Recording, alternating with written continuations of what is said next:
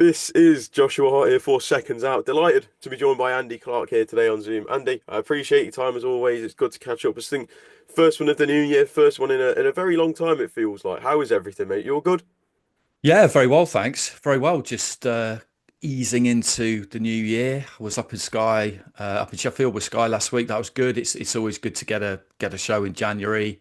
That's probably the earliest one I've worked on for quite a while. The second weekend of January is about as early as you can possibly go, I think, really. But no, it's been good. I got a holiday in after kind of a busy December with Usyk Fury and some other things. And boxing doesn't really take too much of a break now, does it? We used to kind of know that no one would really do anything in January, and no one ever really did much from about halfway through July until September. But it just doesn't really, it was like a kind of European Football League that would take a kind of winter break and a the normal summer end of season before the start of the new one, but that doesn't really happen now. So you're just kind of ready for things to start rumbling straight away, and they have, because we had the press conference for Usyk Fury on Monday, and off the back of that, you're hearing about all these plans that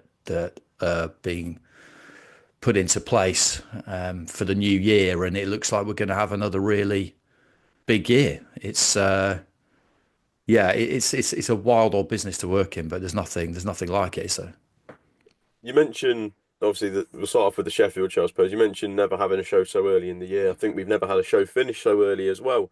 I think from what I can remember, I think the main card lasted a total of 7 rounds in total. Um, a very, very early but exciting night of boxing, I guess you could say. yeah, it was. I really enjoyed it. It was unusual because we got so few rounds, and one thing we used to do, and I think it disappeared basically during COVID, was the float fight.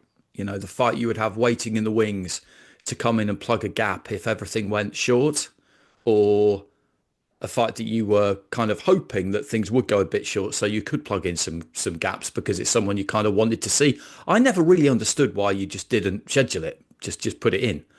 But that was kind of back in the days when we had more shows on a TV card, because I remember working with Matchroom for Sky.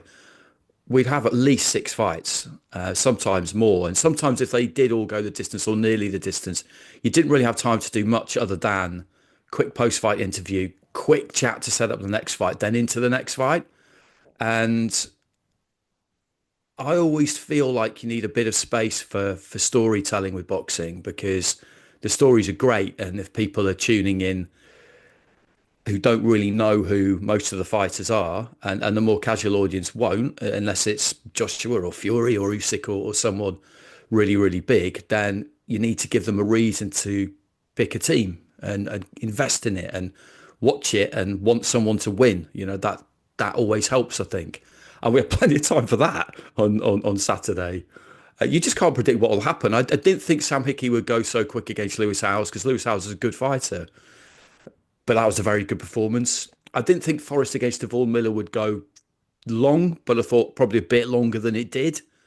And then with Dubois against Kamara, I felt for Dubois a bit because she was putting on a really dominant performance. It was a head clash. The cut wasn't great. I think they did capitalise on it, Team Kamara, but that's fine. I haven't got any problem with that. The doctor still has to make the decision, and the blood was going into the eye. It was in an awkward place. It just denied Dubois what was going to be an emphatic victory, because the other eye, courtesy of legal punching, was already closing, and she was looking great. And then with Simpson against Woodall, Simpson was going to go on and win that fight. I did think the stoppage was a bit early. I'm never too critical of referees, because it's a difficult job, and they have to make a decision in real time, and they can't ever get it back. I felt like he deserved a bit more of an opportunity there, Woodall, but I don't think it affected the overall result. But with the story around Simpson and the passing of his sister and all of that, and his incredible ability to sell tickets even in early January, it gave us a lot of drama, didn't it? And so it still sort of worked. But yeah, I can't remember the last time on the TV card, we ended up having 7 rounds, not seven completed rounds either. 7 rounds of boxing. People are always going on though, aren't they, about how they want the main event earlier, and then you get a main event earlier, and people have got something to say about that as well. I can understand it because they weren't expecting it to be that early probably, but I do think a bit of a shift towards an earlier main event would generally be a good thing, to be honest. Another thing that you mentioned, the busy schedule, and normally, obviously, you mentioned obviously in January goes very quiet. We've seen it especially post-COVID, or even during COVID. We saw boxing get suspended during January at one point. But this year round, it seems we've got like a show every week almost. I think looking at the schedule, so we had the show in Sheffield last week. We've got Misfits on tonight if for the people that are interested in that.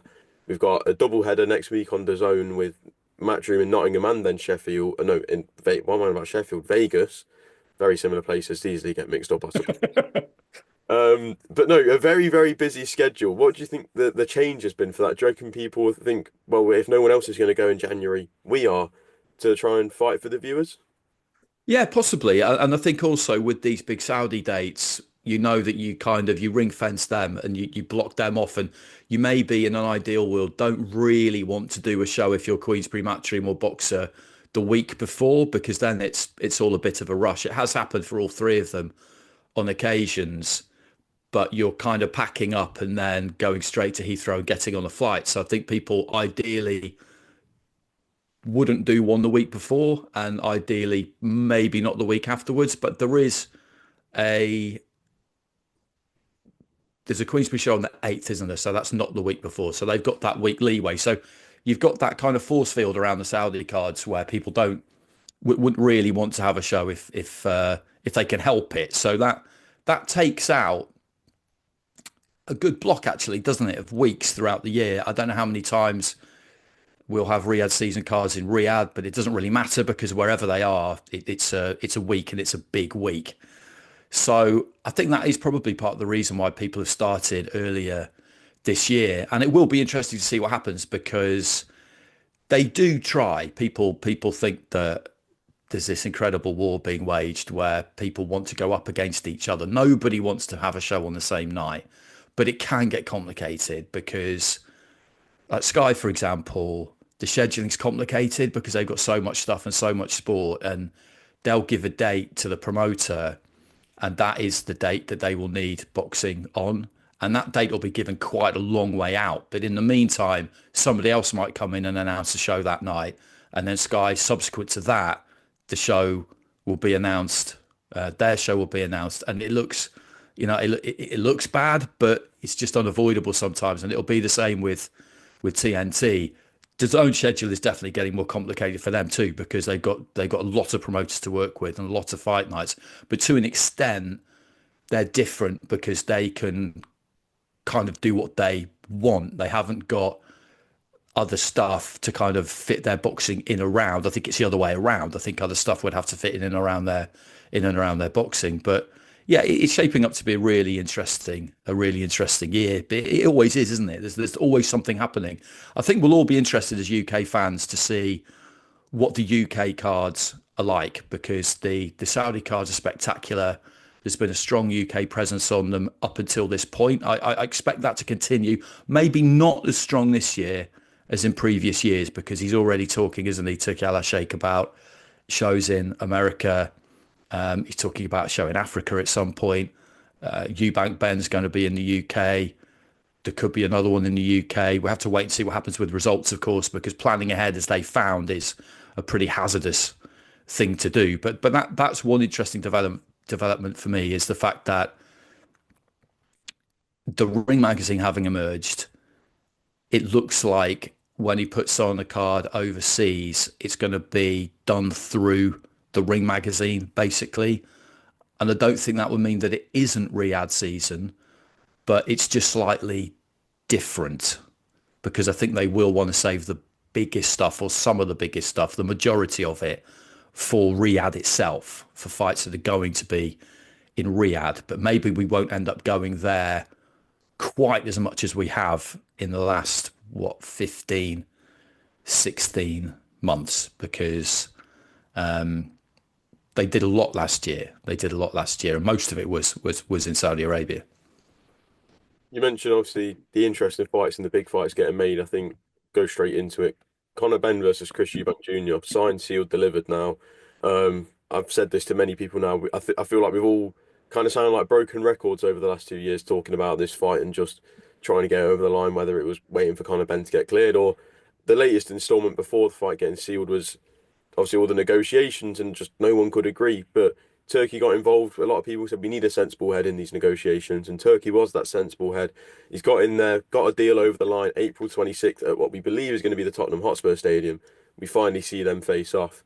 Just as a British boxing fan, let alone the fact we all work in the industry, just delighted to see this fight finally over the line. I am, because I think we always knew that it was going to happen. Just so many things have happened around this. I remember that week when it didn't happen, and how kind of just bizarre that was, where the news broke and you're thinking this can't possibly go ahead, but it looked for a while like it might still go ahead. It was kind of, no, no, no, nothing to see here, business as usual. And we had the open workouts and things like that. And then on the Friday, eventually, what had to happen, which was that it got pulled, happened. And since then, there hasn't been an awful lot more clarity or transparency around the whole thing. We're still quite short of facts, really. And there does seem to be a lot of confidentiality legally around the whole thing, which, if that's how it is, then that's how it is. You can't break that. But it's not that helpful, because people do want to know what happened. And if somebody's going to be cleared, sports fans feel they have a right to know why, on what grounds. And it's been very frustrating for everybody involved. And I believe the British Boxing Board of Control are going to reissue his license, Conor Benn, give him his license back. So it'll be a Board of Control sanctioned show, which I think is important, because I wouldn't want to see anybody go down the route of having a big show in the UK that's going to be broadcast globally, if you like, that wasn't sanctioned by the British Boxing Board of Control. It's not a good look. Have they reissued that license because they're completely happy with the explanation that Conor Benn has given? Is it a backdated ban? I've been a bit out of the loop the last few days. I'll have to come clean on that. I've had other things to attend to, family stuff, but it's going to happen, isn't it? It is going to happen. And when you're in our bubble, it can be a bit difficult sometimes to work out what the level of interest will be. And for us, it's easy to think, well, it's a bit tainted now, isn't it, after what's happened over the last couple of years? And will people really be interested, or will they just switch off because they just think that this is a bit unsavoury because of all the noise around the failed test? And we just still don't really seem to know what happened there. But the vast majority of people who will potentially tune in for this and make it big in terms of numbers, they probably won't even know about that. If they do, they might not care. And they'll just recognise the surnames. They'll know that there's a backstory, that it was supposed to happen a while ago, that it fell through. And then the build-up, what they'll see is two people who are brilliant at selling a fight, who will do this probably better than anyone I can think of, to be honest with you. I go back to kind of Hay Bellew for the last time we had two people so good, where there was genuine mutual loathing there, as there was with those two. So the feeling is real, but they're both very, very good at making the absolute most of it. So I feel like by the time we get around to it, it's going to be pretty massive, to be honest. Looking at the fight itself, I think one of the obviously the big talking points is the backstory and the fact that the fathers fought, I think about 35 years ago, I want to say now. How do you feel that the rivalry and the desire from the fighters compares to the rivalry between the fathers? That's a good question. That you see, that was absolutely my era, Ben Eubank. I got sucked into boxing in the mid 80s, but Ben Eubank just dispatched me firmly down the rabbit hole from which I've never re-emerged, and have never had any real desire to. It was so big. It's hard to explain. It's hard to explain to someone your age, to be honest with you, how big it was because you've grown up in an era, and so will loads of people who are watching this. Yeah, the internet, Mm. digital platform. This was all pre that. It was terrestrial TV. There was just terrestrial TV. It was pre Sky. Sky was about to come in like early 90s. It might have been around at that point, but it wasn't. It was when the Premier League started that Sky became kind of visible, basically, as somewhere that you would go to watch sport. So it was all terrestrial TV, four channels, and if you managed to make it onto them in terms of the news as an athlete, and some of it was regionalised, but if you managed to get onto that, then you were massive, you were famous, you would walk down the street and everybody knows who you are famous. That like Barry McGuigan was, like Frank Bruno was, it was huge, and that's what they were. They were so famous, and their first fight was on a Sunday night, and this will sound absolutely mad to people, to a lot of people watching it, but it was on ITV on a Sunday night and they had 1 hour for the show. No undercard, nothing. They had 1 hour. And so you've got to make sure the ring walks are on time. And they were late because Team Ben had been mucking around with Eubank's music and had been shenanigans backstage.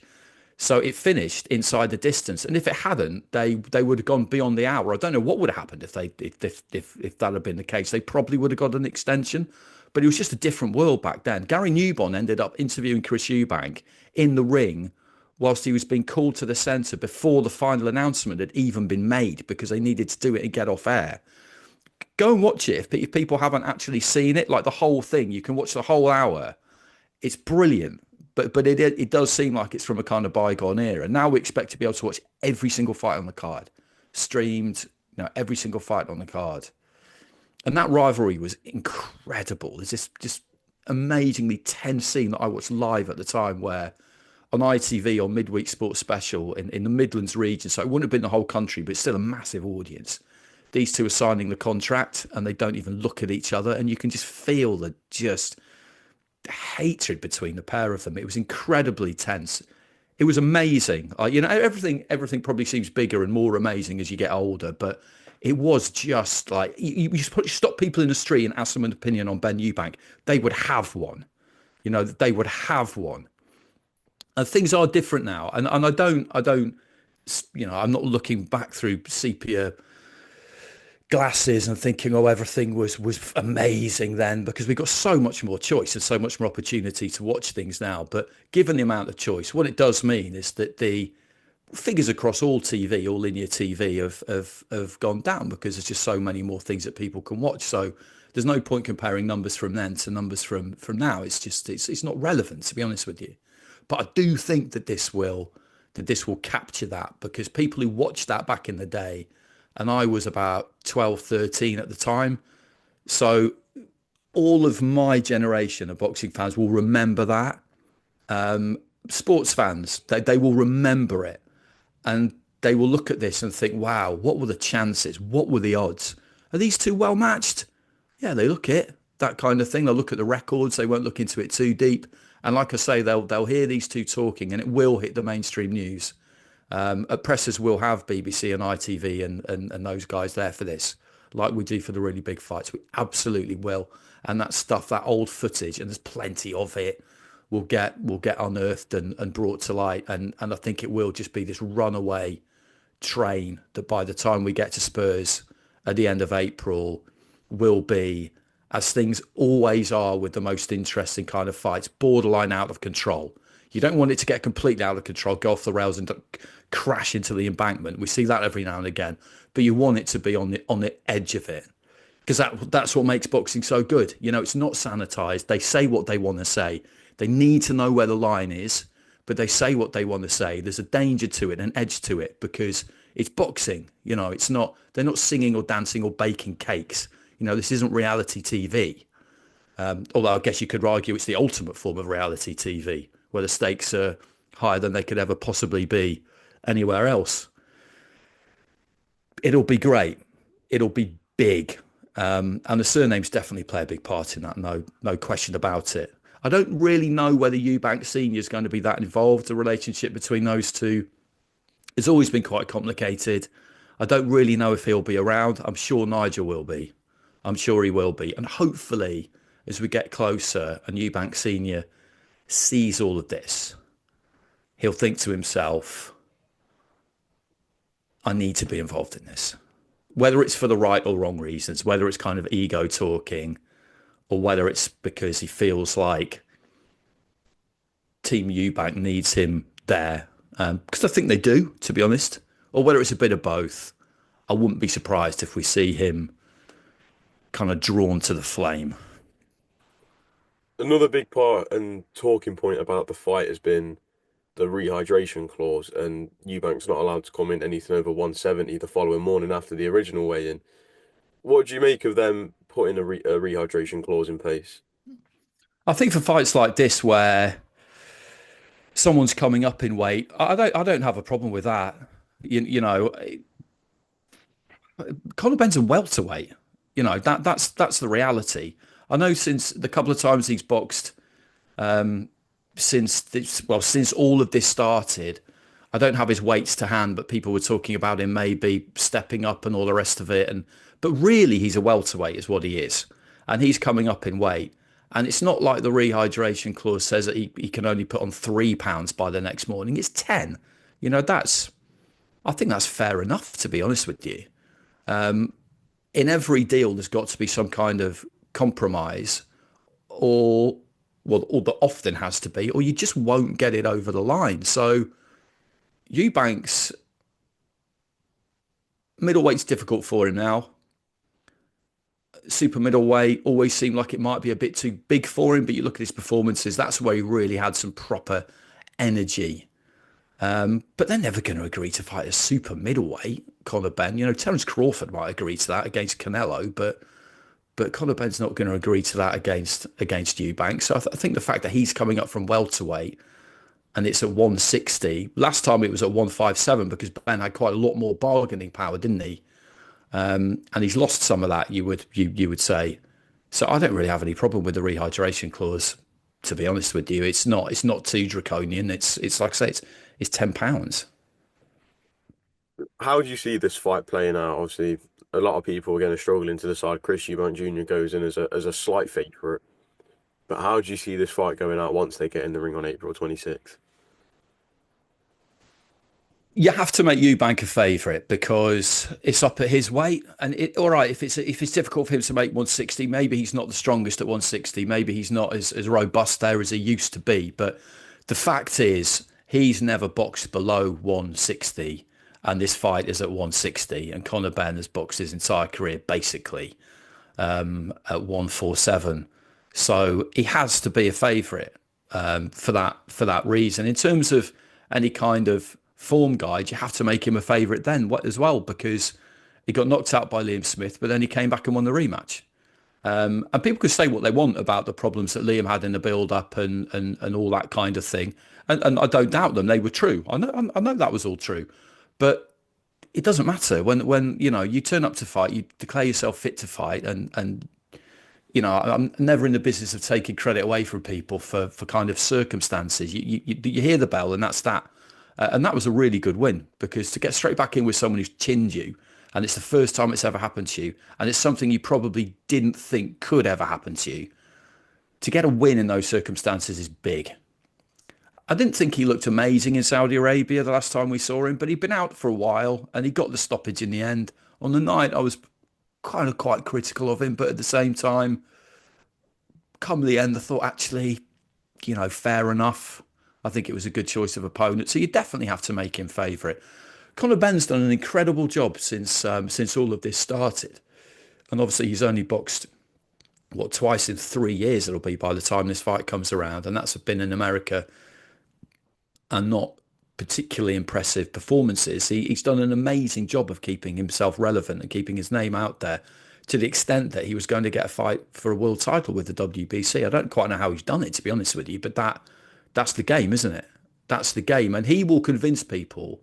He will do a really good job of convincing people that he can win this fight.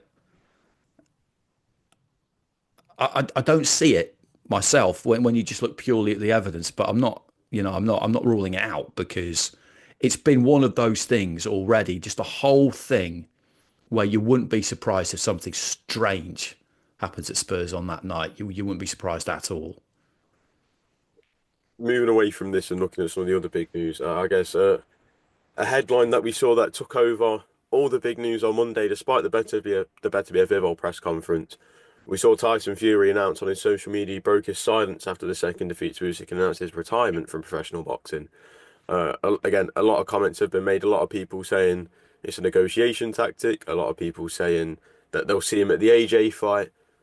What do you make of Tyson Fury potentially hanging up the gloves for good this time? I think he means it. I think when a fighter issues that kind of statement, maybe Mayweather back in the day did play some games because, he was very savvy and he knew that the money you need to then come out of retirement is maybe more and it creates drama and all the rest of it. And he was a very cold, clinical thinker. I think Fury's different to Mayweather. He's more emotional. He's more up and down. And I think at this moment in time and when he issued that statement, he meant it. He means it. He's done. And I believed him when he said it after his fight with Dillian White. He didn't stick to it, but I believed him because the reasons he gave at the time, they just he sounded like somebody had enough. And we'll see, won't we? We'll see whether he sticks to it or not. But the slight shame for him really is that if he does stick to it, he hasn't really had the fanfare that he deserves because people generally don't really believe it. So there's not been the kind of tributes that there might have been because people just expect, we'll see him again. I was on the way to the press conference actually when it happened. When I left home, there was no news. And when I arrived, there was just news all over the place. And the wording of it was quite interesting because the Dick Turpin reference for me was 100% a reference to the decision in the second fight. He feels he won the second fight. I don't think it's a reference to him being ripped off in potential negotiations for the Joshua fight because they just won't have started. They just won't have. So I think people went a bit too deep with that. I think it's obvious what that was about. It was just about him being aggrieved at the decision. And he's every right to be aggrieved at it, not because I agree with him, but just because he's got his opinion and that's what he thought happened. And you'll never be able to shift him on that. And if you think about it, it was only 3 weeks beforehand that fight happened. It seemed like a lot longer because we've had Christmas and New Year and we've all done stuff. But it's 3 weeks and he would have had 3 weeks. He's probably ruined his Christmas. He'll have 3 weeks thinking about it. He might have watched it. He might have watched it a few times. Maybe people around him telling him, Tyson, yeah, you won that fight. That was a disgrace. And he's been stewing on it every day and getting more and more livid about it every day. And then he sees this press conference and he sees the Ring Awards and Usyk's there winning everything. And he just thinks, you know what, fuck this. And just issues a statement he gave us. And I'd imagine he's just going about his life at the minute, trying not to give it too much of a second thought. But he might change his mind. And he's perfectly entitled to change his mind. But I kind of feel like we will see him box Joshua because there will be a big call for it. Turki Al-Sheikh, I think, will probably have a chat with him. And I just think he'll end up doing it. And I think he'll end up doing it because he'll want to, not because he'll think, oh, I can't turn that down, or I should do this, or I should do that. I think he's well beyond all of that. He's made loads and loads of money. And I don't think he'll end up doing it for any other reason that he wants to do it. He's tried retiring from boxing before, as we know. And when he came back against Chisora, he did say that he'd reached that point where he felt that boxing would probably retire him, not the other way around. And he might say that that's what this is, that the two decisions against Usyk had convinced him that, the game is rigged, he can't win and he doesn't want to be in it anymore. But I think we'll see him again. If we are to see this Anthony Joshua fight this year, or if it maybe not this year, but if it is the next fight for one of the fighters, when they eventually get in the ring, how do you see that fight unfolding? I mean, again, you'd have to make Tyson Fury a favourite, mainly because of what happened to Joshua against Dubois. I thought Fury gave a very good account of himself in the two fights against Usyk, and they were close fights. Like the first fight, they were quite different. They were really interesting to work on because they were a challenge. You're watching it and you're thinking, there's not a lot in this. These are two really, really skilled fighters. The stakes couldn't be higher. This is not one to get wrong. I thought the first one was quite easy to score, but really competitive and really, really good. I thought the second one, weirdly, although as the card showed, it maybe wasn't as close as the first one, it was more difficult to score. which in a way doesn't make a lot of sense, but also if you know boxing kind of does. But it was engrossing stuff, all 24 rounds of it.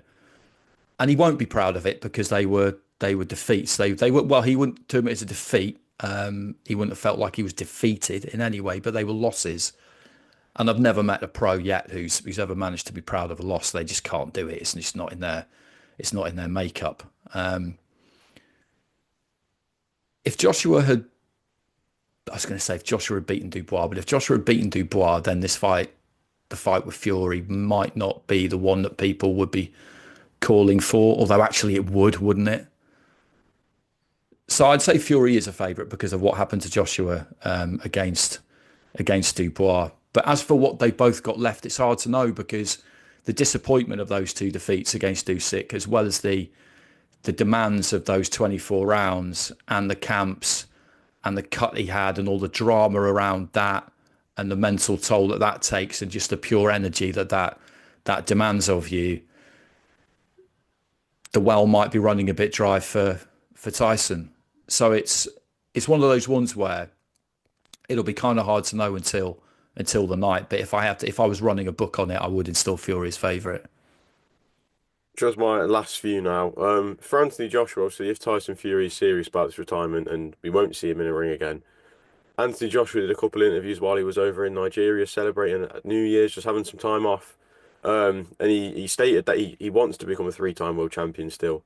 And he does want that Tyson Fury fight. But if that Tyson Fury fight doesn't happen, who would you like to see Anthony Joshua face next to navigate himself back towards a world title shot?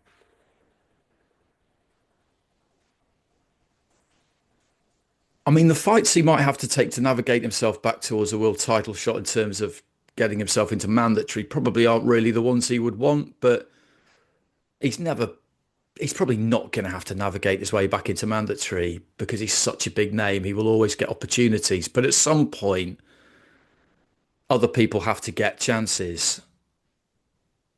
Turki Al Sheikh's been talking about Deontay Wilder, and that would be it's a matchup between two massive, massive names, but a fight that really should have happened needed to happen quite a long time ago now.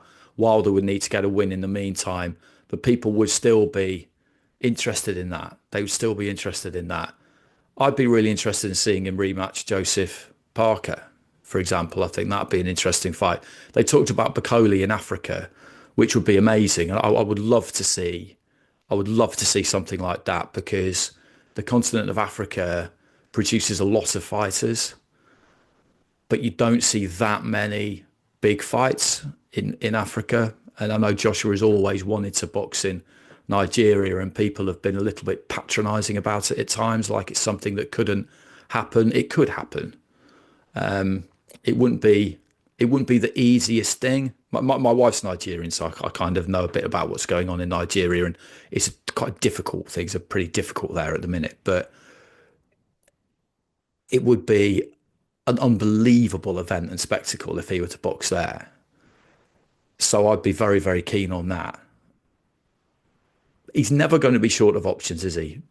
He's never going to be short of options, but there's only a certain number of people that you would really be that interested in watching him fight. The Dubois rematch again is another one. People are kind of not writing Joseph Parker off, but Dubois seems to be quite a heavy favourite in that fight. I think that's a very, very, very difficult fight. I would say that's a 50-50 fight. And if you're Joshua and you're waiting in the wings, how long do you want to wait before your next fight is one question. If you're happy to wait for the winner of that, if you feel like that could be something you could do, although the winner of that would want to fight Usyk, then that could be one option. Or I think he probably would fancy Deontay Wilder because you look at his last couple of performances and he does seem to have. He's not the bronze bomber anymore, is he? He doesn't look like he is anyway. For Deontay Wilder, we know that he does have a fight scheduled now, or a fight set in stone with Curtis Harper. For those who don't know Curtis Harper, if you remember the viral clip that went around of the bell ringing for the first round and the boxer walking straight out of the ring and just leaving, that's Curtis Harper. A very underwhelming opponent, I guess you could say, with a record of 18 wins and 11 defeats. Do you feel this is just a fight for Wilder get him back in the win column, and then send him into those big fights again and give him one last crack. Yeah, that's exactly what it is. That's exactly what it is because, and it's just for his own confidence. I don't think anybody would have said to him, "You must go away and get a win on your record, or we won't entertain giving you another big fight." I don't think that would necessarily be it. But for his own confidence, he desperately needs a win. He needs to feel the impact of that punch on the end of his glove on his knuckles. He needs to take somebody out because that's what he's always done. And if he labours against Curtis Harper, then I still think we would see him again. Well, when you look at the end of fighters' careers, no matter how good they are, very often you'll see that they lose, say, 3 out of their last 4. And it very often takes the form of lose a fight, think to yourself, okay, well, I can explain that one to myself. That's not so big a deal. This went wrong, that went wrong. You think about the second fight against Fury, he explained that to himself in all sorts of different ways. You take the rematch, you think you'll win, or you take another fight and you lose again, like he did in the third fight. That's a more difficult one to get over because you gave it absolutely everything, no excuses, and you got beat again. Then you have a comeback and you get a big win like he did against Helenius. He's back, he's knocked somebody out, brilliant. And then you take another big fight and you lose. And then you take another one and you lose. And you're running out of excuses at this point. You're running out of reasons. And then for the first time in a long time, you'll dip down a level. People would say he did that against Helenius, but Helenius was still a very much a recognised guy. You really do dip down a level to get yourself a win. Then you step back up again and you lose again. And it's at that point maybe you realise I'm done, unfortunately, because they take a lot of convincing. And it makes sense that they do because they got there in the first place by never really listening to anybody when it comes to what they can and cannot do. They've always believed they can do the impossible. That's how they get to the heights they get to. If they didn't think that, then they just wouldn't be who they are. And the flip side to that is they take a lot of convincing when it comes to their own mortality, if you like. So it is just for the confidence for the win. But he will still feel the pressure because he'll know that he really does need to get that spectacular win and get that confidence back up. And if he can do that, then he will go into his next fight truly believing that he is back again, and that he can do what he always used to. And we'll see. Just my last one. Obviously, we know that Anthony Joshua and Deontay Wilder should have fought a very long time ago. Again, it's kind of very similar to the Tyson Fury situation. And this is a fight we should have seen a couple of years ago, especially when you look at the Fury fight and think that was going to be for undisputed at one point against Joshua. Um, but do you feel the interest for Wilder versus Joshua has really diminished just seeing the way Wilder's career's unfolded in the last few years? I think it has. I think it's yeah, I think it has diminished significantly. That's not to say that there isn't any interest, but when it could have happened, it would have been absolutely massive. I remember I was basically sat next to him and his brother Marcellus at Wembley when Joshua beat Klitschko. He was a guest of Sky's and he was looking around and you could see he was thinking to himself, yeah, yes, yes, yes, yes, yes. At that point, that night Joshua won a second belt, and it was the next March that he picked up the WBO, beating Joseph Parker, and it was then that it absolutely had to happen.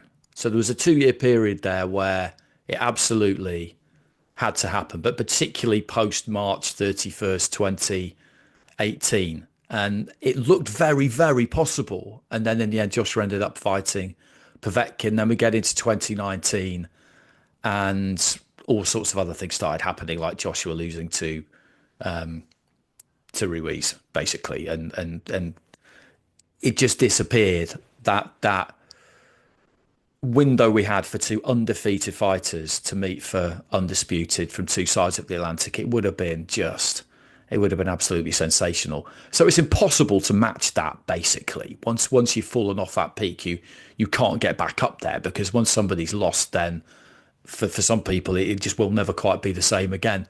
But there's definitely still interest in it. But if they'd done it then, it would have been huge. And that is one that I look at and I wonder not who was to blame, because you'll never find that out.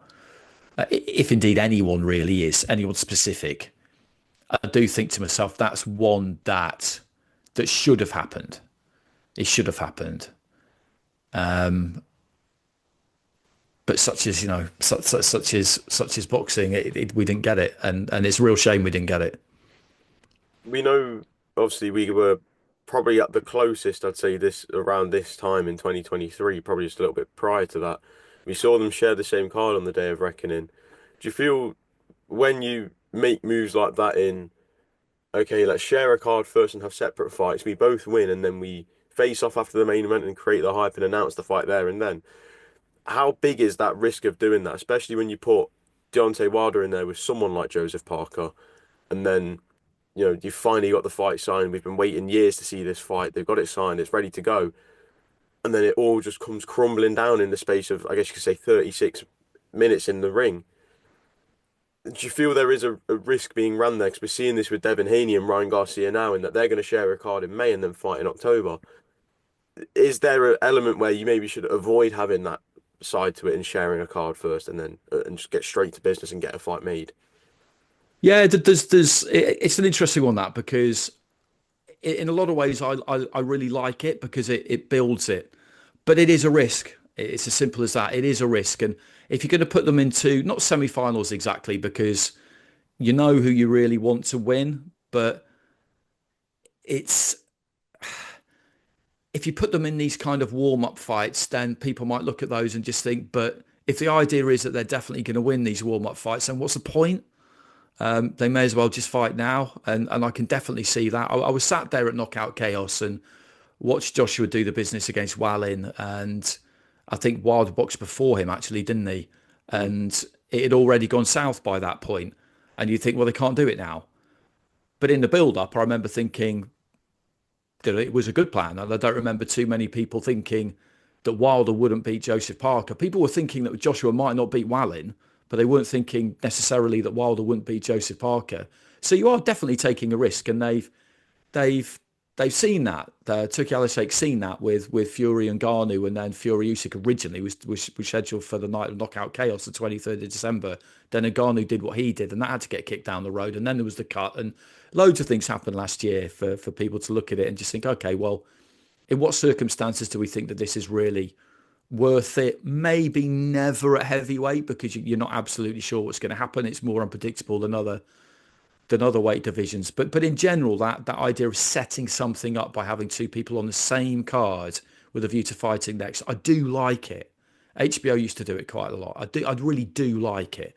Sometimes it will go wrong, but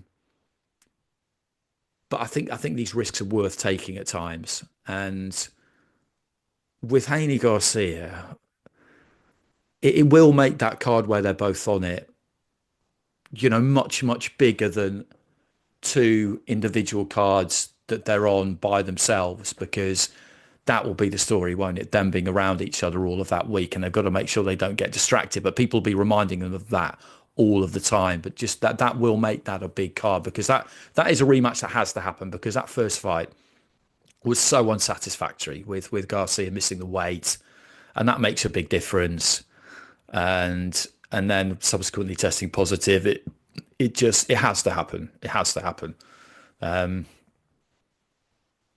I mean, I'm pretty confident with that one, to be honest with you, that neither of those two will fall foul at the final hurdle. But you never know, they might.